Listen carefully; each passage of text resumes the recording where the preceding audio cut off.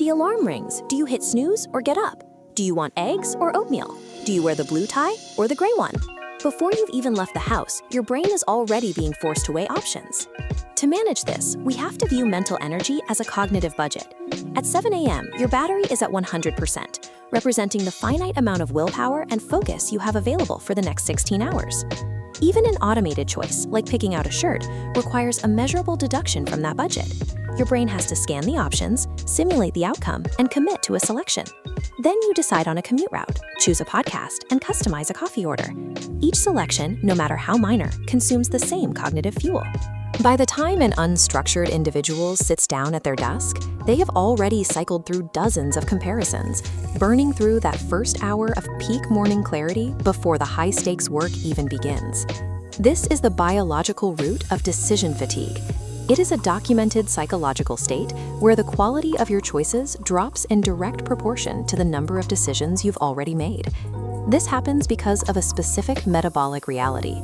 This chart shows that your prefrontal cortex assigns an identical metabolic cost to choosing a breakfast cereal as it does to finalizing a quarterly business strategy.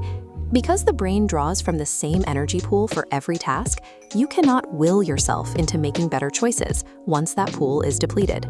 Without a structural way to sort these choices, the default human brain will continue to spend its highest value energy on its lowest value problems. This raises a question for anyone managing high-stakes environments. How do top-tier executives avoid spending their mental capital on these daily micro-decisions? They utilize personal standard operating procedures, a CEO routine. Much like this sorting system, the goal is to create a path where small, recurring variables are diverted away before they ever reach the person in charge. By delegating low-level logistics to automated systems, an executive ensures their conscious mind is reserved for critical exceptions and long-term strategy. You can apply this same blueprint to your own life by identifying which mundane tasks can be moved from active choice to automated habit.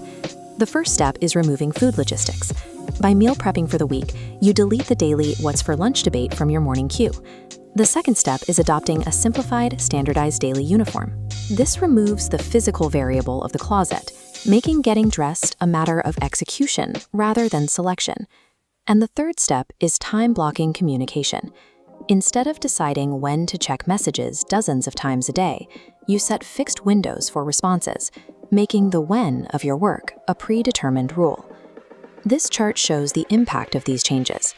While we all face thousands of conscious choices a day, because you haven't spent energy on breakfast or wardrobe, that initial 100% is still available when you actually start your workday. A strict routine is often characterized as a lack of variety, but its practical function is much different. A routine acts as a barrier that insulates your executive functioning from trivial noise. It creates a space where your brain isn't forced to work until the work actually matters. Systematizing these logistics preserves your mental energy for its intended purpose, the high-impact decisions that dictate your professional and personal trajectory.